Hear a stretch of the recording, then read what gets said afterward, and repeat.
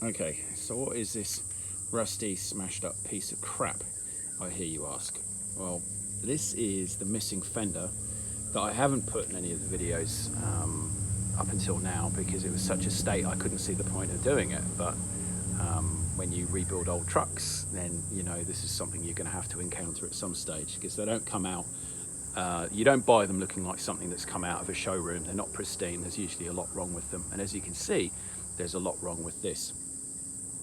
Now, when this thing ended up in a scrapyard, obviously, you know, its future was far from certain. And I think if it hadn't have been for the farmer that I picked it up from, this would probably be, it would have been chopped up and then turned into cans or some other metal stuff. So this copped quite a bit of damage, I think, from resident forklift that they had in the yard. And if you have a look, believe it or not, this is the front, and that is the headlight.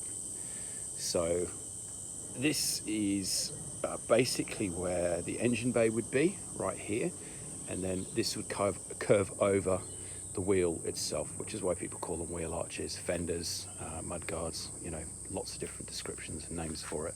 But yeah, it's hard to believe that that is the headlight. Now, if I show you this one, that is what the headlight should look like. That one is gonna be a source of parts for this one, but I don't think I can use it because it's got rust. There's a lot of rust inside and there's a lot of holes appearing. But yeah, that's the headlight, and you can see where someone has driven, or they've punctured the side of this and then they've just crushed it up. And that, of course, is where the teeth of the forklift's gone through there. And then I think if you look here, there's another great big hole there where the fork's gone through as well. Why, I don't know. I think it's probably because they were pushing it around and they didn't give a shit. So there's a lot of work involved in this, as you can see. And I've been watching this really cool young Canadian fella well, I think he is in the US. He's either in the US or Canada. I can't remember his name. I'll mention it in the next vid. But I've been watching him, and he's just an absolute gun when it comes to fixing bashed up panels, dented panels, that sort of stuff. So what I'm going to do is I'm going to try and take the headlight off.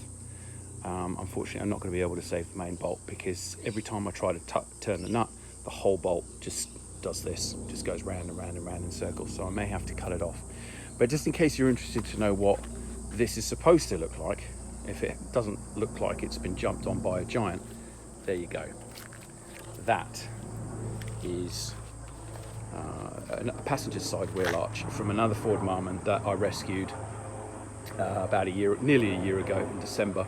Now, I could use this, I suppose, but I'd rather try and stick to the originality as much as I can. There's lots of planes flying over and helicopters, noisy buggers.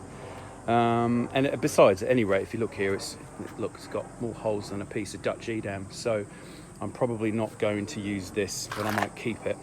And then if for any reason I need to use parts and stuff that haven't been, you know, rusted through and stuff, then I can do that. But yeah, there you go.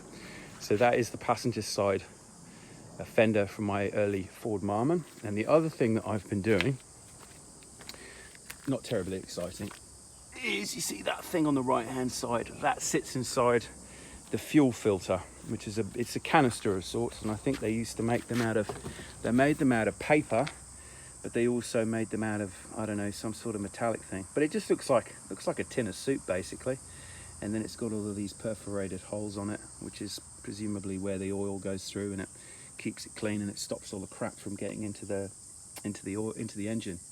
So I've taken that off, and I've cleaned out the actual housing of it because that was just full of crud, full of what was oil. It was just grey sludge. It was literally grey. There was no, that was the only colour. It didn't have the consistency of oil, and it certainly didn't look like oil either.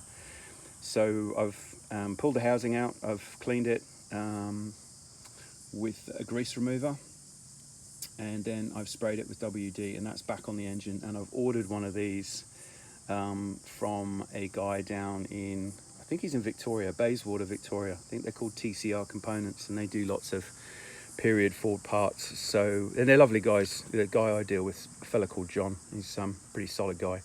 So that's what I've done. So I've pulled the oil filter apart. In the next week or so, I'm going to take the heads off the engine and see what disasters lie beneath. And then I'm also going to try and work on this poor old thing today and see if I can't try and straighten out some of the dents. So wish me luck, because I'm not a panel beater, but I've heard that a lot of heat is the best way to go. With you know, sort of really, if you look up here, you can see there's a really deep bend. It's like a crease, and if you try to beat that out too quickly, it'll just break. It'll literally just snap like two pieces of balsa wood. So you've got to apply heat to these areas, and apparently it gets the molecules going inside the metal, softens it up, and then it's a lot more receptive to panel beating without trashing it. That's what that Canadian fella taught me. I wish I could remember his name. In the next vid, I'll add all of the details, because he's like an absolute legend.